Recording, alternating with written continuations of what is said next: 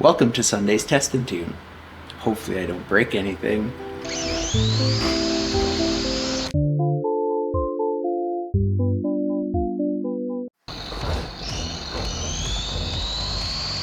So I've got the force feedback layer enabled right now. I'm just kind of trying it out, feeling it, seeing how it works.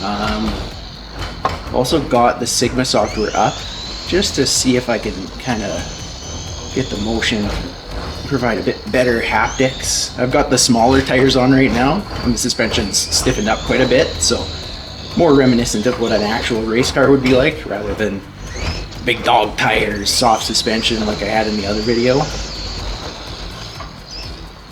It's kind of cool. Without yaw, I can still feel when it's breaking traction. Kind of when it's like up on edge. Oh, just like that.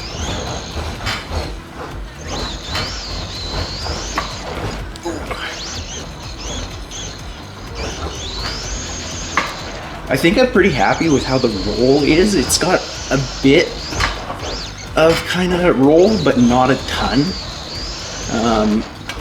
Heave I might turn down just a bit, but I'm fairly happy with the roll. Let's see here.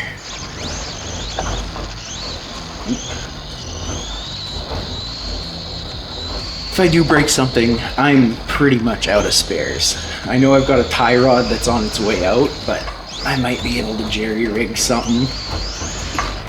Wait. That's the bits driving style right there. Absolute crap.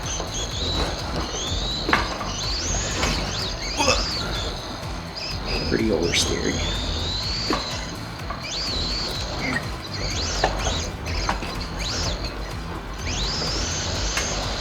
This feels pretty good.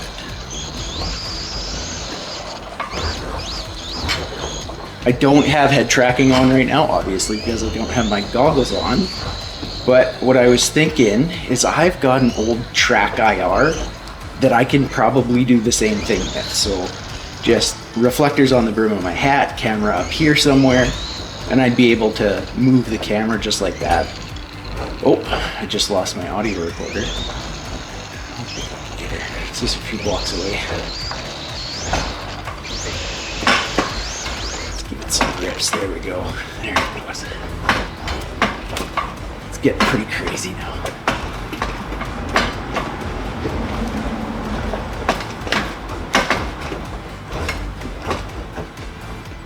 Okay. I'm gonna go into paddle mode just to see how that goes.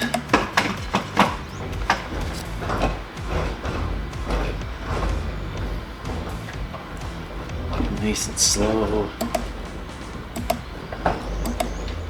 Get that little bit of feedback there. Yeah, you can totally feel when it's shifting. Don't go in the grass. The car is pretty low right now. Whoa.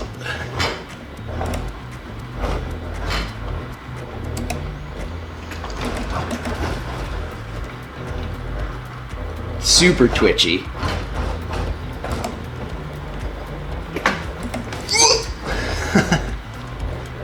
If I get something bigger like an infraction or something, I think it'll be a little bit easier to control.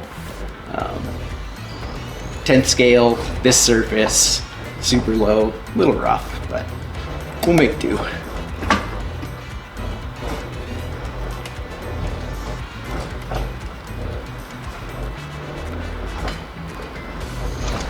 Whoa!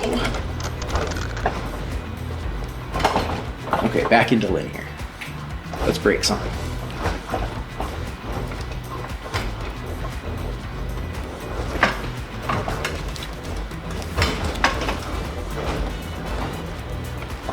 The force feedback's actually working pretty damn good.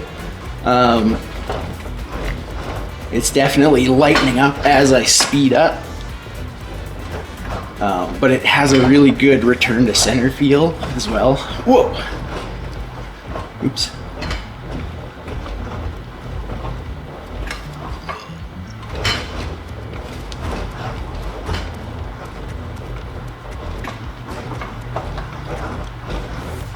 to see the speedos working.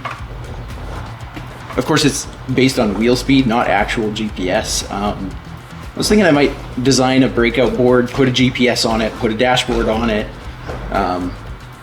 That way I'd also be able to handle extra servos for like active aero or something like that, or active suspension. Somebody in the comments brought up active suspension. That'd be pretty cool.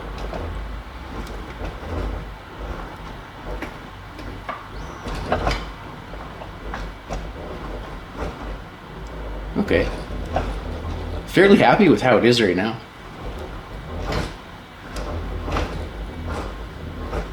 I'll take her back home. See what we think. So that was pretty fun. You guys can probably tell how bad of a driver I am. I realize that. Thank you. But luckily, this time, I didn't break any parts. That's probably the first time I've had this thing out where I didn't actually break anything. So drop a congratulations down there. You know, the car setup is pretty good right now. I have the software pretty much set right off the bat. I gained a pretty good intuition of how everything works within the software, and then the force feedback was pretty easy to set too. I'd played around with that for quite a bit. Obviously different cars are going to behave differently, right? I had the big tires on last time. I had a super soft suspension, so you can just tweak that in the software, play around, see what feels good. Having that extra level of haptics, like knowing when you're breaking traction or going to roll over or whatever, is just insane. Like in a car like this, in a bigger car like an Infraction or something like that, a drift car, a crawler, anything really is just going to be wild.